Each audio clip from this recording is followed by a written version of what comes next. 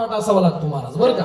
वारकरी म्हटलं की त्याचा हरिपाठ पाठ असावा लागतो, पण वारकरी सुद्धा ओरिजिनल लागतो महाराज बरं का. आणि मी सांगत असतो कीर्तनकार कीर्तन करतात ना, कीर्तनकाराचे किमान किमान हरिपाठ तरी पाठ पाहिजे महाराज बरं का. हा म्हणजे वारकरी सुद्धा जातवान लागतो. मी सांगत असतो वारकरी का नवीन असला आणि वारकरीने का हरिपाठामध्ये गळ्यात विना घेतला आणि ज्ञानदेव म्हणे आलं तर वारकरी चुकल्याशिवाय राहत नाही. कारण कसं ते सांगत असतो एखादा नवीन ड्रायव्हर असू द्या, ट्रॅफिक मध्ये जर गाडी अडकली, माझ्यासारखा ट्रॅफिक मध्ये जर गाडी अडकली आणि जर सिग्नल आलं तर त्या ड्रायव्हरला जशी नवीन ड्रायव्हरला सिग्नलची भीती वाटते तशी वारकरीची गळते महाराज. महाराज वर्णन करतात ज्या पद्धतीने ब्राह्मणांच्या जीवनामध्ये त्रिकाल संध्या असते त्याच पद्धतीने वारकऱ्यांच्या सुद्धा जीवनात त्रिकाल संध्या आहे महाराज. पण वारकऱ्यांच्या जीवनातील जी संध्या त्या संध्येपैकी विशेष असणारी संध्या म्हणजे सकाळी उठल्याच्या नंतर काकडा आणि सायंकाळच्या वेळेला हरिपाठ. सकाळी उठल्याच्या नंतर प्रत्येक वारकरी भगवंताला जागवण्याचं उठवण्याचं कार्य करतो. ऐका, उठा पांडुरंग प्रभात समय पातला,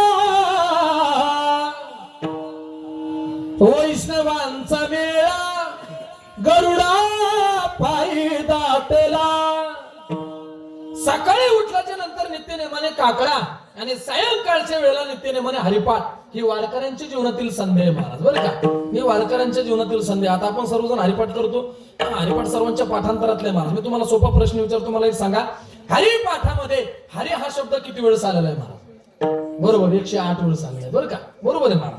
हरिपाठामध्ये हरी या शब्दाचा उच्चार ज्ञानोबांनी 108 वेळेस केलेला आहे. त्याच्या पुढचं विचारतो, हरिपाठामध्ये हरिपाठ या शब्दाचा उच्चार किती वेळेस आलेला आहे? आता तुम्ही म्हणसाला आम्हाला जर माहित असतं तुला इथं कशाला बोललेलं असतं. खरंय तुमचं महाराज बरं का. तुमच्या समोर ज्ञान सांगणं म्हणजे मला आज कठीण वाटायला लागलं बरं का. ऐका, हरिपाठामध्ये ज्ञानोबांनी हरी या शब्दाचा उच्चार 108 वेळेस केलेला आहे आणि हरिपाठ शब्दाचा उच्चार 11 वेळेस केलेला आहे महाराज बरं का. मनाचं बोलत नाही, कुठं कुठं केलेलं आहे आपण ते बघण्याचा प्रयत्न करू. एकदा सर्वांनी प्रेमाने भजन करा, विठ्ठल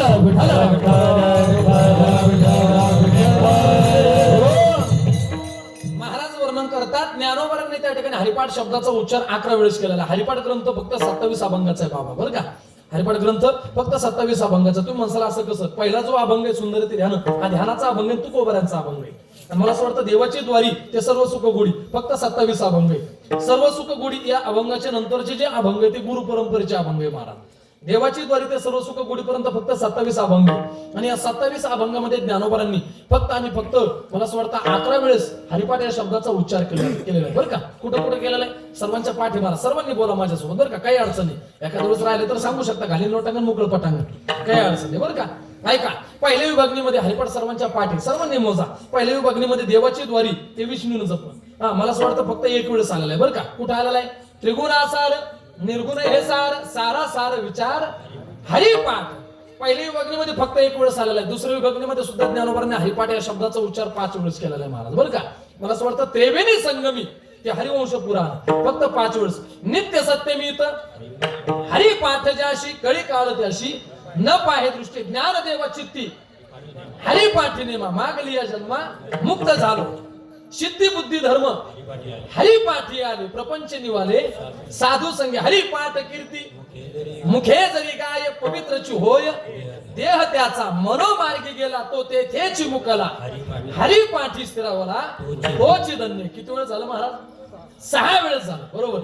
6 वेळेस झालं. आता तिसऱ्या विभागणीमध्ये सुद्धा 5 वेळेस आलेले महाराज. नामसंकीर्तन ते सर्व सुख गोडी फक्त 5 वेळेस आलेले. अनंत जन्माचे तप एक नाम सर्व मार्ग सुगम हरिपाठ योग याग क्रिया धर्मा धर्म माया गेले ते विलया हरिपाठी गेले निवांत चिठेले आणि भ्रमर गुंतले सुमन करीते. ज्ञान देवी सांग झाला हरिपाठ आणि पूर्वजा वैकुंठ मार्ग सोपा. किती वेळ झालं? 10 वेळेस झालं. पंत आता 11व्या वेळेस कुठे आलेलं?